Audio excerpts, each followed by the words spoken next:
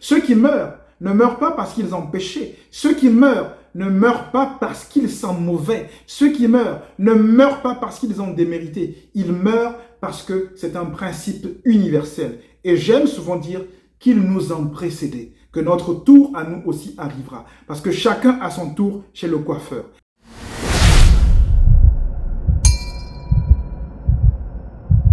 Nous grandissons, nous vivons dans des sociétés où on nous a appris à aimer la vie, ce qui est tout à fait normal. Mais ces sociétés ont oublié de nous dire que de la même manière qu'il y a la vie, il y a aussi la mort.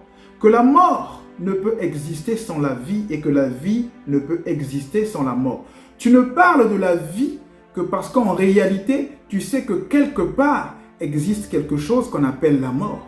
Et tu ne parles de la mort que parce que quelque part, tu sais en toi qu'il y a quelque chose, cette autre chose qu'on appelle la vie. Donc on ne peut pas en réalité les dissocier. Les deux vont ensemble. C'est comme si tu disais que tu préfères l'aile gauche d'un oiseau à son aile droite. C'est une utopie, c'est une aberration, parce que l'oiseau n'existe que parce qu'il a ses deux ailes.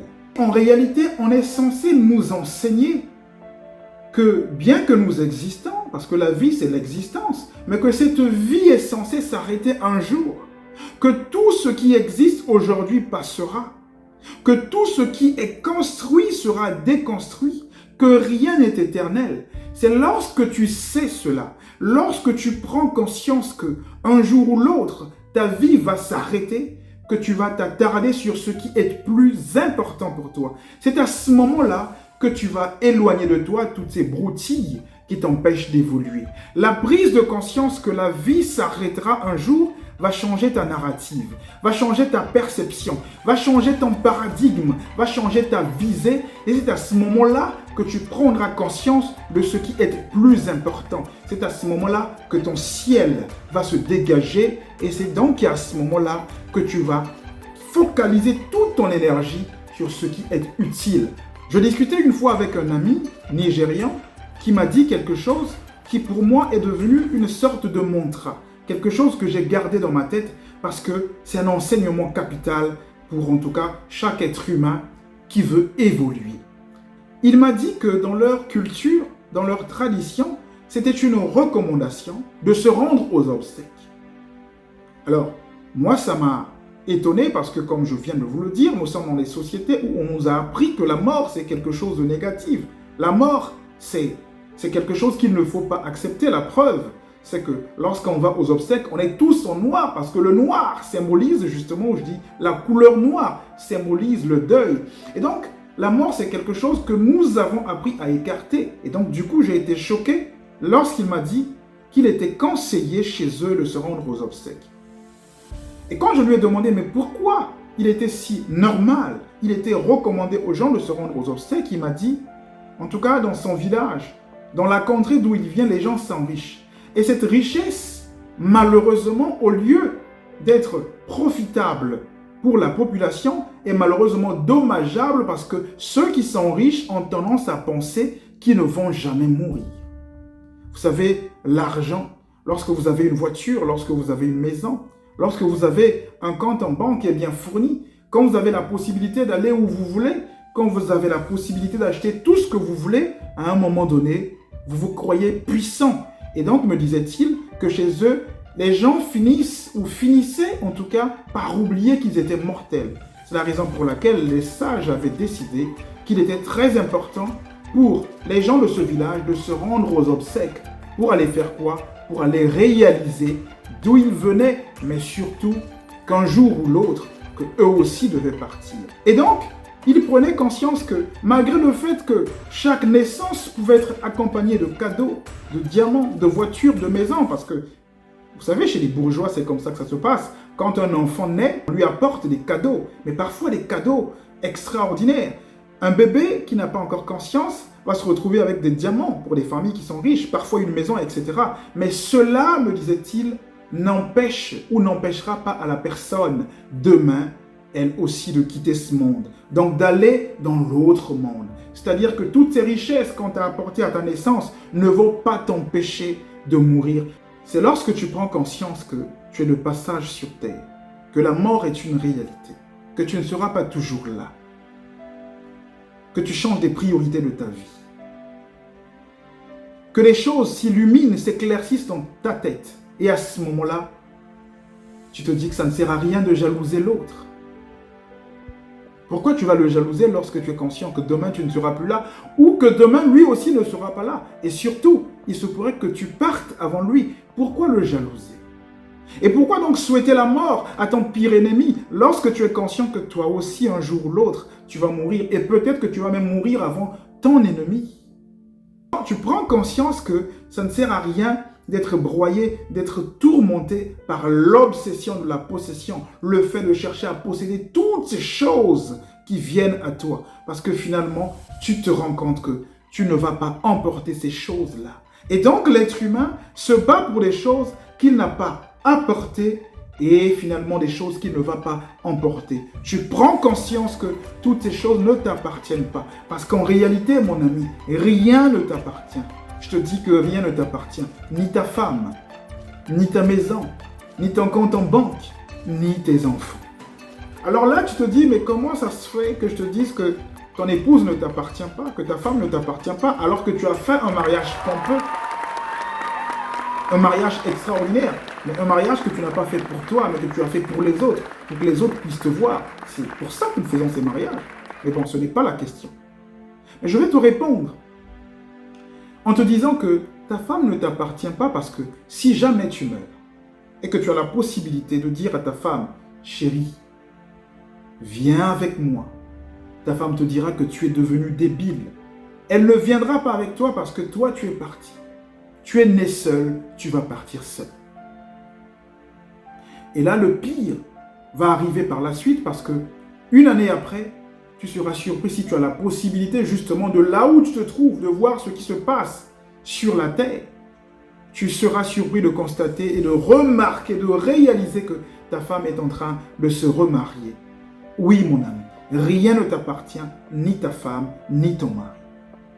Et là, tu me dis, d'accord, mais que ta maison t'appartient. Ta maison ne t'appartient pas aussi, tu sais. Tu as peut-être pris un crédit pharaonique pour l'acheter. Tu t'es privé de beaucoup de choses, tu t'es sacrifié, n'est-ce pas?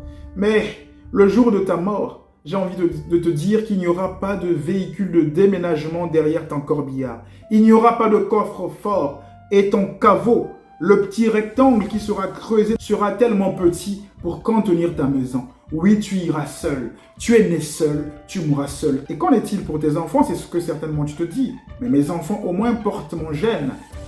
Mes enfants au moins portent mon sang. Eux, ils m'appartiennent. J'ai bien envie de te dire que oui, mais ce n'est pas vrai. Ce serait te mentir. Parce que si tes enfants viennent à travers toi, mais tes enfants ne t'appartiennent pas. En 2018, j'ai perdu mon père. J'ai pleuré. J'ai beaucoup pleuré. Et d'ailleurs, jusqu'à aujourd'hui, j'en pleure. Mais le jour de l'enterrement, nous étions là avec mes frères et sœurs, on a pleuré. Papa, tu nous as laissés. Tu étais notre mentor, tu étais notre héros, tu étais tout pour nous. Mais avec qui tu nous laisses? Nous n'allons pas nous en sortir.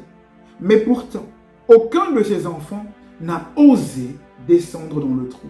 Parce que mon père était né seul. Et donc, il était normal qu'il meure seul. Parce que tu nais seul et tu meurs seul. Quant à certains membres de ta famille, lorsque tu vas décéder, tu sais ce qui va se passer? Eh bien, ils vont se retrouver dans des bistrots, dans des bars en train de boire. Oh, il est parti, ou elle est partie. Ils vont t'oublier à l'instant. Parce qu'en réalité, c'est comme ça qu'est la vie. Ce n'est pas de la méchanceté, c'est la réalité de la vie. Tu es né seul et tu meurs seul. Et donc, la vie est trop courte. Parce que même à 100 ans, la vie est courte.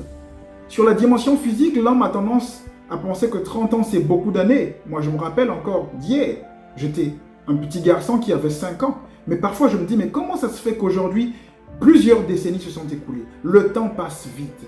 Et si à l'échelle, à la dimension humaine, le temps semble s'allonger, semble être éternel, mais sur la dimension cosmique, 30 années, 50 années, c'est comme 30 secondes. Donc le temps passe. Et à partir de ce moment, la question qu'il faut se poser, c'est de savoir qu'est-ce que je dois faire lorsque j'ai pris conscience que je vais réellement mourir.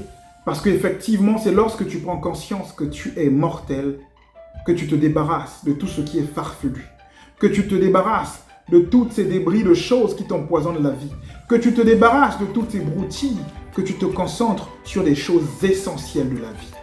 Alors la question que j'aimerais te poser, c'est de savoir, une fois que tu prends conscience, si tu as pris conscience dans cette vidéo que tu es véritablement mortel, parce que j'ai envie de te dire que ça va tous nous arriver, moi qui vous parle, un jour ou l'autre, je vais partir. Ceux qui meurent ne meurent pas parce qu'ils ont péché. Ceux qui meurent ne meurent pas parce qu'ils sont mauvais. Ceux qui meurent ne meurent pas parce qu'ils ont démérité. Ils meurent parce que c'est un principe universel. Et j'aime souvent dire qu'ils nous ont précédés, que notre tour à nous aussi arrivera. Parce que chacun a son tour chez le coiffeur.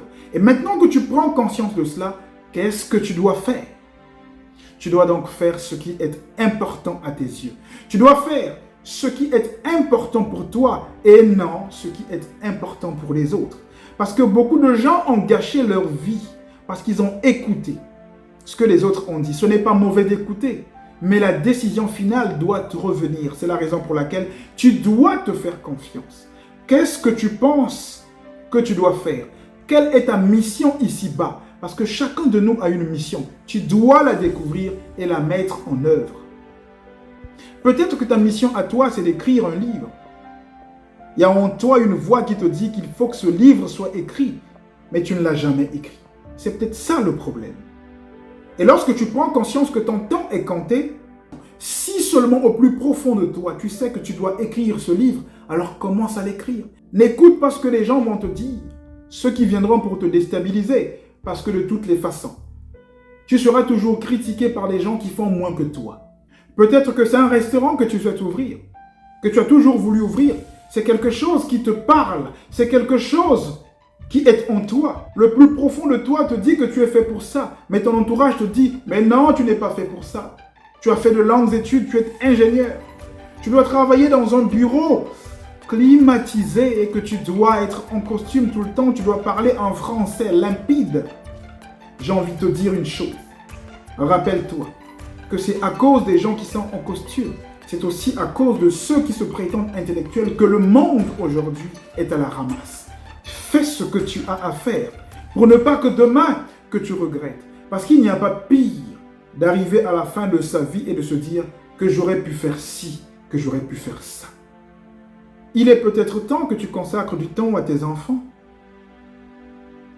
Nous sommes dans des sociétés où on nous a appris à être en famille que les week-ends, à éduquer nos enfants que les week-ends. Mais j'ai envie de te dire que les enfants ne grandissent pas seulement samedi et dimanche. Les enfants grandissent tous les jours, lundi, mardi, mercredi, jeudi et vendredi. Et donc tu dois être présent. Si tes enfants sont en âge de comprendre quelque chose, il faut peut-être que tu commences à leur parler des choses de la vie.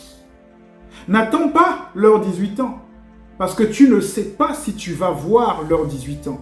Personne ne savait le jour où il devait naître et personne ne sait le jour où il va mourir. Et donc tu ne sais pas si véritablement tu vas arriver aux 18 ans de tes enfants. C'est la raison pour laquelle il te faut déjà prendre conscience de cela. Que ta bonne santé, que ta situation physique optimale ne t'aveugle pas. La mort nous guette tous les jours. Commence à faire ce qui est important. Commence à passer du temps avec ton conjoint. Commence à passer du temps avec ta conjointe. Commence à faire ce qui, à la fin de ta vie, te permettra de dire que j'ai bien accompli ma mission sur Terre. C'est ce que tu penses qui compte et non ce que les autres pensent. Écoute les autres, c'est une bonne chose. Mais à la fin, tu dois décider. Mais surtout, fais ce qui est utile. Fais ce qui est important.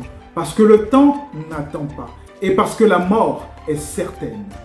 Si cette vidéo t'a intéressé et que tu n'es pas encore abonné à cette chaîne, abonne-toi, active la cloche de notification pour que tu reçoives nos vidéos. Rien n'est encore perdu, tout est encore possible. Mais c'est maintenant qu'il faut agir. Demain sera trop tard. Agir, c'est sortir de sa zone de confort. Agir, c'est s'armer le courage et ne pas avoir peur d'affronter des choses difficiles.